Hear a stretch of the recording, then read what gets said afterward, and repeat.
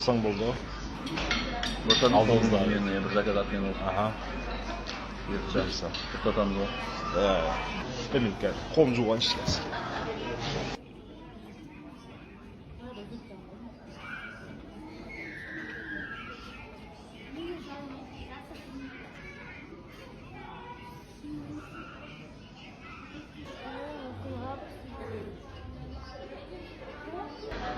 Қолан бауырсың. Есімің кім? Арсен. Қалай? Арсен. Арсен. В общем, мына шөп деген нормально шыққан ғой. Короче, мына жігітіне қонақ шақырған ғой жаңа. В общем, отырамын өзім төлемейді де, енді короче жоқ. Телефонымда жоқ, өзімде жоқ. Енді сен мынаны мен шөтім шығарып кетші, сен өзіңді жеген төлейм. Қалғанын өзі төлейді шығар, білмеймін, мен проблема емес қой.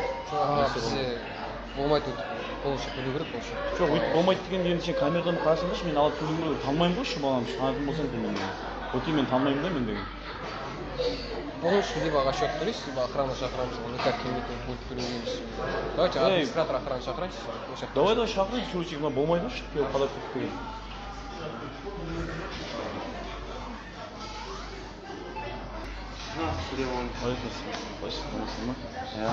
Не болып жатыр? Не оққаны, короче, мен мұнда қонақ шақырған ғой. В общем, шай ішейік отырайық, қой туралы ақылдасамыз деді. И, короче, қазір көрімді жоқ, енді мұнда шөп деген нормально шума шыққан. Жоқ, тыңдасайсың. Нормально шума шыққан, мен айтып жатырмын, мен өз жегемін төлейін деп отырмын да. Қалған камераны тауып алсам, өздері тауып төлейіндер деп отырмын. Жоқ, маған без разницы, мына жерде сендер алдыңдар ма шашты?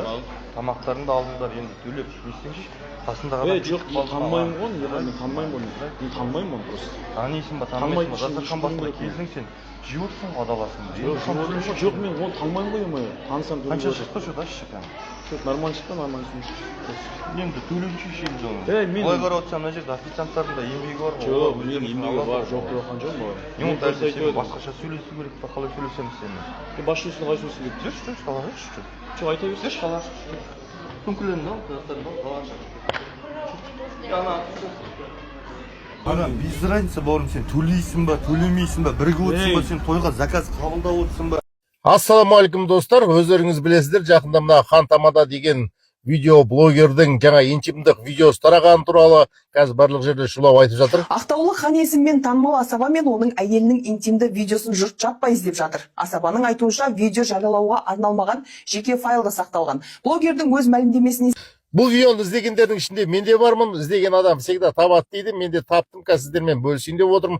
Пока міндетті түрде тіркеліп жазылып, әрине мына жаңағы 18-ге толмаған балаларды экраннан алып кетіп отырыңыздар, қазір қоямын мен.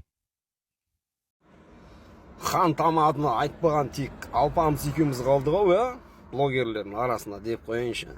Білән, бүкіл Қазақстан айтты, мен айтпасым ішіме симай баратыр шеше. Енді видеосын көрдік енді. 3 күн іздеп, ұйықтамай, күн-түн уайымдап, бұл не видео болды екен десем, зор видео шыққан екен, молодец. Енді айтайын мен. Ол видеоны ешкім шаққа салып жіберген жоқ, сол Ханның өзі ол салып жіберген. Ешқандай мобилограф, мына өтірік әңгіме ағайын.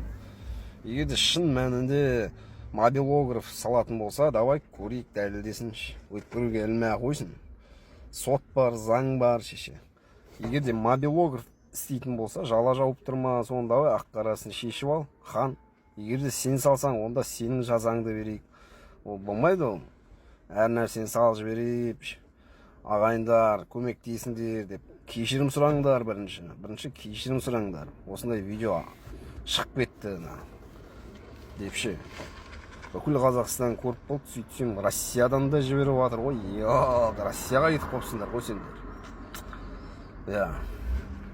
Табайық, ақыры резонанс болды, бүкіл Қазақстан көрді. Көрейік, Хан өзі тастады ма, шығарып жіберді ма, әлде мобилограф ма, екеуінің біреуі жазасын алсын. Қайырлы қымбатты оқырмандарымыз, қалайсыздар, жақсылар ма, аман саусыздар ма? Кешегі жағдай бойынша видео біріншісін жатырмыз, себебі біздің өзіміздің жеке өзарада түсірген видеомыз тарап кетті интернет желілеріне. Халық көбі түсінбей жатыр, барлығы каким-то образом біз таратқандай хайп үшін деген сияқты. Енді ондай видеомен хайп жасайтын біз енді даты ондай ақымақ емеспіз. Сосын өзімізге түсірген видео, скрытый файлда түсірген видео. Оны менің личный мобилографым, бәрі анықталып жатыр, данный кім екенін біліп отырмыз, сол таратып жіберген. яғни менің телефонның кодын сол кезде ол білді, ұстап жүрді. Қасымыздағы жау. Сондықтан сіздерден түсіспен қарауларыңызды сұраймыз. Кешеден бері үшін таңертең бері әдебиет жоқ. Жолдасымда стресс, енді әйел адам эмоция вообще басқаша болады. Мен де сақ-сау сақтап тұрмын. Әписағынан толы өзім аяңстыратын, бірақ енді барлығы заң жүзінде шешілу керек деп ойлаймын. Сондықтан да достар, оқырмандар дұрыс жағын түсініңіздер, кешіріп қойыңыздар, біз әдейі жасап жатқан жоқпыз еш нәрсені. Сосын не болып жатыр кеше? Айтшы анаған, сен білесің ол жағы. Мен жалпы әйелімін, анамын. Сіздердің алдарыңызда өтінгім келеді, барынша қолдаңыздар бізді. Ақтың отын жақ дейді, Алла тағала әрқашан біздің ондай жаман оймен, енді күйеуімнің рұқсатымен болды. Енді, конечно, ол қалай секретте тұрған затты бір адамның қолына довериться етіп, ол адам умышленно барлығын әдейілеп жасап отыр да, былайша айтқанда. Ол жазасыз қалмайды. Барынша мені қолдаңыздар. Маған түрлі сөздер келіп жатыр Инстаграмға. Түрлі заттар, еркектер жазып кетті уже деген, наглую, да? Мен айтадыр, мен байым бар адам, жазбаңыздар деп та уже деген.